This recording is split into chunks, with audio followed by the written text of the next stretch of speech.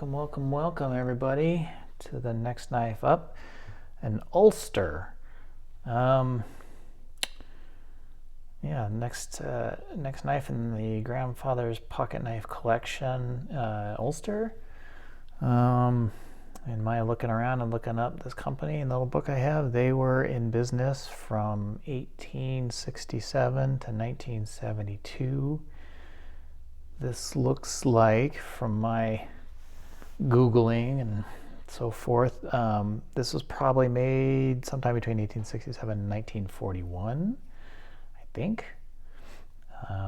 Once again, I'm definitely not a knife expert, so all this stuff, take it with a grain of salt, because I'm learning as I go and just Googling things. I'm not spending a ton of time researching and looking things up.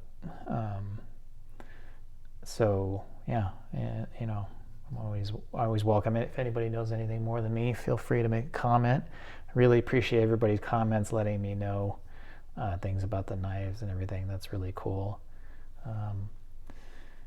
I've been getting more subscribers to my channel, and not gonna lie, it gives me a little bit of stage fright. People are actually paying attention to what I'm doing, so it's not just my wife and my mom. But you know, I'll make it through somehow. I'll suck it up and figure out what I want to do here. So yeah, like I said, this is an Ulster. From what I was looking up, I believe these handles are rosewood covers. They feel like wood. It's kind of interesting. They're two different colors, so I don't know if that was normal or not. I guess this is a jackknife. It has two blades on one side with the bolster and pin on one side. The one thing that's kind of throwing me off a little bit is it doesn't actually have two blades. It has one blade here, which has the Ulster on it.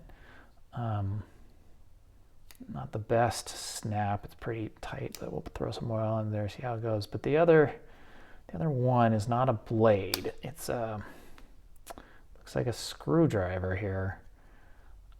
And I don't know if this is supposed to be a screwdriver end blade. It kind of seems like it, but this is not sharp at all.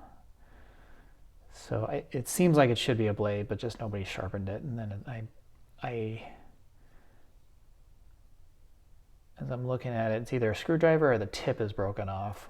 So I don't know what this is for, this little divot. I don't know if anybody else has any thoughts. You know, it seems pretty long. I don't know. It seems like the tip would go way far out if it was broken off. So it seems like a screwdriver, but maybe not. Anyways, as I'm feeling it, it seems kind of broken-ish. So it might just be that the tip is broken off. But I don't know.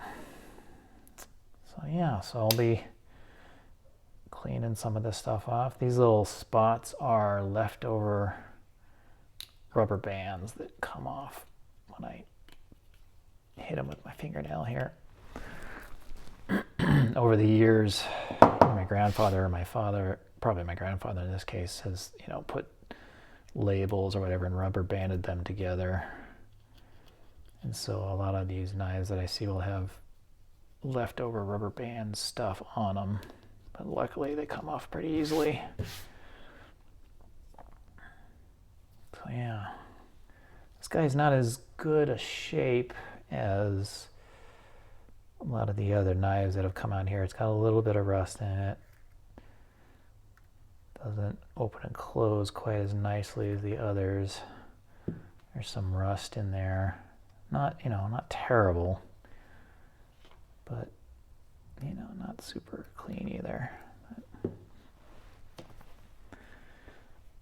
So I saw at least one commenter on my videos asking me to restore these knives, and that's pretty much not my plan. One of the thing is I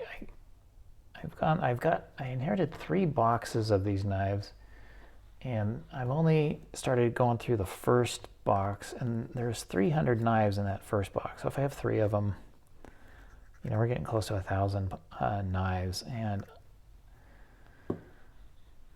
if I was going to try to restore all these guys, I would be doing this till the day I died, and unfortunately, I just don't want to do that. So I am just putting oil on these guys and cleaning them up a little bit for sale. I'm putting these on eBay. A lot of this stuff, I don't know if anybody has any thoughts on these things on eBay, and they might be going, what? Don't put them on eBay. But with so many knives and so little time by me, I can't really do these knives a lot of justice here as far as, you know, holding out on putting them up for auction other places or having dealers come out and look at them and things like that. I could sell them in bulk, but a couple of reasons I don't want to do that is, first of all, I wouldn't be able to make cool videos about each and every one of them if I got rid of them all in one shot. And the second part is I don't think I'll get as much money. I know my father, somebody offered about $500 for all these knives for my father, and he said no. And that's nicer. And I think I'm going to get much more of these if I sell them, especially as I go, and the amount of money I've been getting so far, I'll far surpass that. So yeah, for those reasons, I'm just kind of fixing them up, making videos about them as I go, like I'm doing here, and putting them up on eBay. Yeah, same reason I don't do a million hours of research on the knives and things like that, is I just don't have the time. I have enough time to do this, but not much more. I have a full-time job and 2 children.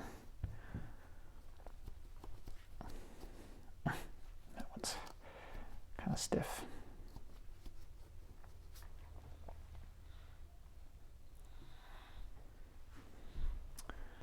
So yeah, and you know, the other reason is, I've mentioned this in other videos, I'm not a knife head per se. I certainly have a lot of respect for them, and it seems like the knife community is pretty nice group of people, and thanks for all the nice comments and everything. But I did not start out as a knife collector. My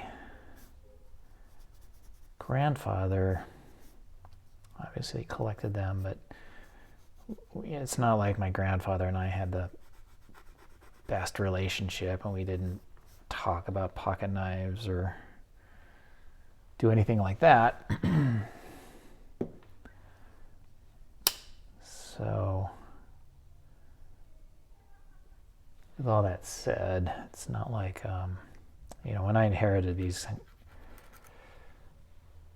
I knew I was going to end up inheriting them, but I had never been like, oh gosh, I really want those pocket knives.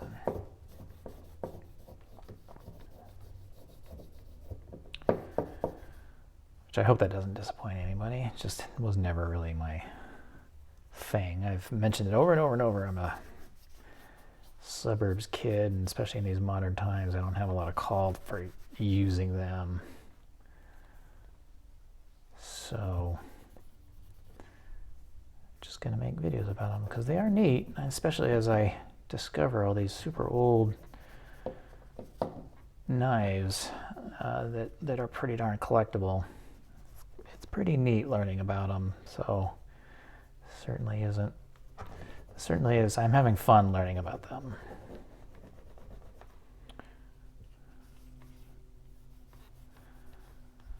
And I finally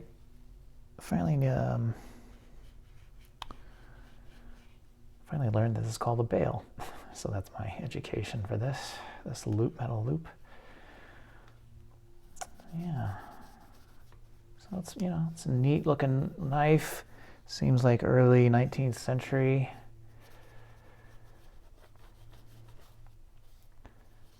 Pretty worn. Some rust. If you're going to restore it, it could probably buff out pretty good. It's not terrible shape. There's some, you know, pits of this, what I believe is rosewood. Just from seeing other knives being advertised. Iron liners, I guess, not brass, on 2 different springs.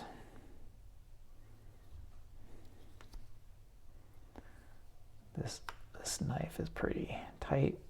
Nothing wobbling, nothing loose or anything. Just pretty tight to get in there.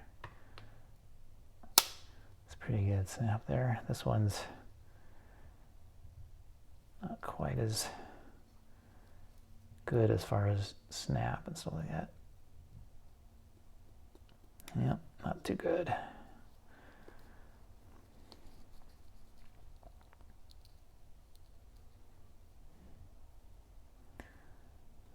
A nice little, still a nice little vintage knife. Yeah, that's real sharp.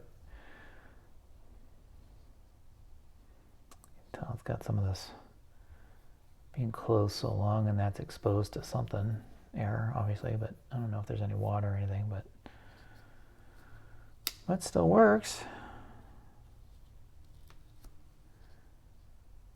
Yeah, I'm almost, now that I'm looking at this more and more, I'm almost thinking the tip is just broken off. I don't know why it would be that way if it wasn't.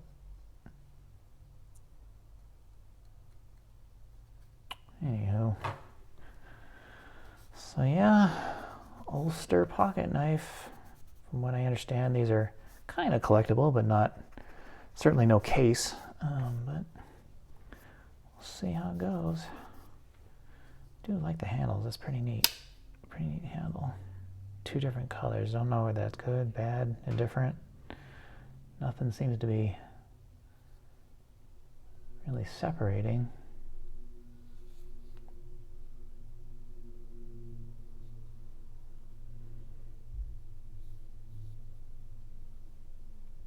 Yeah, there you go. The next one.